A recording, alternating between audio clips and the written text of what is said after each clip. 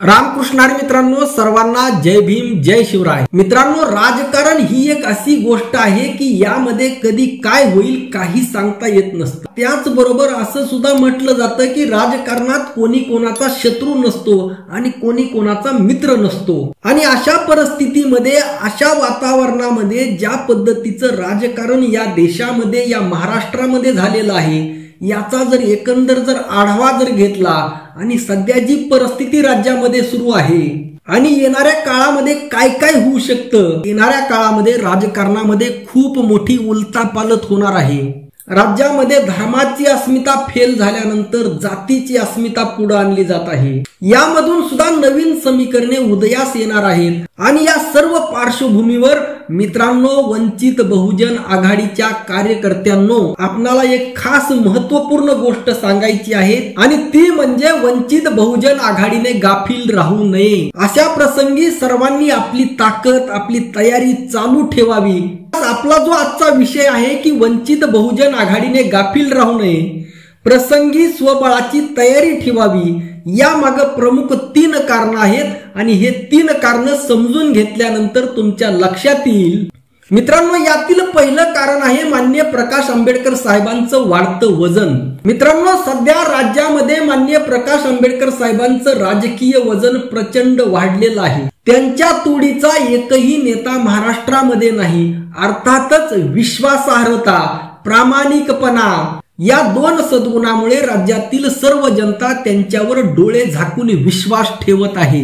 आणि इतर जे नेते आहेत, या सर्व नेत्यांनी आपली विश्वासार्हता गमावलेली आहे। मित्रांनो, ते मुस्लिमांना सुद्धा आधारस्तंभ वाढतात, येथील ओबीसींना सुद्धा आधारस्तंभ वाढतात, येथील मायक्रो ओबीसींना सुद्धा आधारस्तंभ वाढतात, येथील रयतेच्या मराठ्यांना सुद्धा आधारस्तंभ वाढतात, येथील आदिवासींना सुद्धा आधारस्तंभ वाढतात, येथील अनुसूचित जातींना सुद्धा ते आधारस्तंभ वाढतात। आणि अशामध्ये शरद पवार, अजित पवार, एकनाथ शिंदे, देवेंद्र फडणवीस आणि उद्धव ठाकरे या सर्व नेत्यामध्ये चलबिचल सुरू आहे।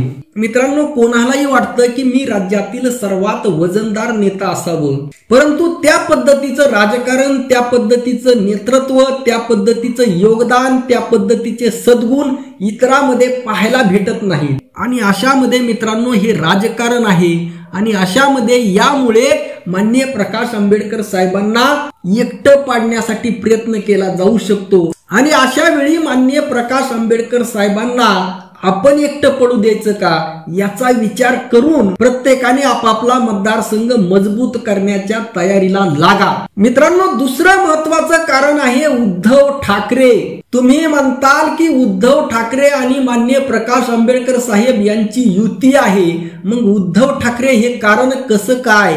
मित्रांनो, तुम्हाला सर्वांना माहित आहे की माननीय प्रकाश आंबेडकर साहेब सत्तेत जरी नाही गेले, परत एकदा अपयशाला सामोरं जाण्याची जरी वेळ आली तरी ते भाजप सोबत जाणार नाहीत। कारण RSS ची विषमतावादी व्यवस्था आणि भारतीय संविधानाची व्यवस्था यामध्ये जमीन आसमानचा फरक आहे। आणि राज्यामध्ये ज्या पद्धतीची परिस्थिती आहे, ज्या पद्धतीने भारतीय जनता पार्टीची हालत आहे, ज्या पद्धतीने अजित पवार भाजप सोबत गेलेले असताना सुद्धा लोकांचा पाठिंबा भारतीय जनता पार्टी सोबत किंवा महायुती सोबत नाही, अशा परिस्थितीमध्ये भारतीय जनता पार्टी उद्धव ठाकरेंना त्यांच्या सोबत घेऊ शकते। आणि मित्रांनो, उद्धव बाळासाहेब ठाकरे हे धुतलेले तांदूळ नाहीत। ते तत्वांशी कधीही तडजोड करू शकतात आणि कधीही भारतीय जनता पार्टी सोबत जाऊ शकतात। आणि ज्या दिवशी स्वतः उद्धव बाळासाहेब ठाकरे भारतीय जनता पार्टी सोबत जातील, त्यावेळेस वंचित बहुजन आघाडी सोबतची युती आपोआप तुटलेली असेल। मित्रांनो, भारतीय जनता पार्टी आणि RSS यांच्या सोबत आपला वैचारिक संघर्ष आहे। ही काही भारत पाकिस्तानची लढाई नाही, ही वैचारिक लढाई आहे। आणि या वैचारिक लढाईमध्ये भारतीय जनता पार्टी सोबत माननीय प्रकाश आंबेडकर साहेबांनी जावं की न जावं, याबाबत तरी मी तुर्तास काही मत व्यक्त करू शकत नाही, कारण तो निर्णय सर्वस्वी माननीय प्रकाश आंबेडकर साहेबांनी घ्यायचा आहे। आणि अशा वेळी काँग्रेस आणि राष्ट्रवादीचा एक गट यांच्या सोबतची नाळ माननीय प्रकाश आंबेडकर साहेबांसोबत जुळणं अवघड आहे। मित्रांनो, तिसरं आणि महत्वाचं, अत्यंत महत्वाचं कारण आहे आणि ते म्हणजे जागा वाटप। मित्रांनो, वंचित बहुजन आघाडीकडे सर्वात जास्त मतदार आहेत, सर्वात जास्त सहानुभूती लोकांमध्ये वंचित बहुजन आघाडी बद्दल आहे। जर वंचित बहुजन आघाडीने जर त्यावर जर काम केलं तर यश 100% भेटणार आहे।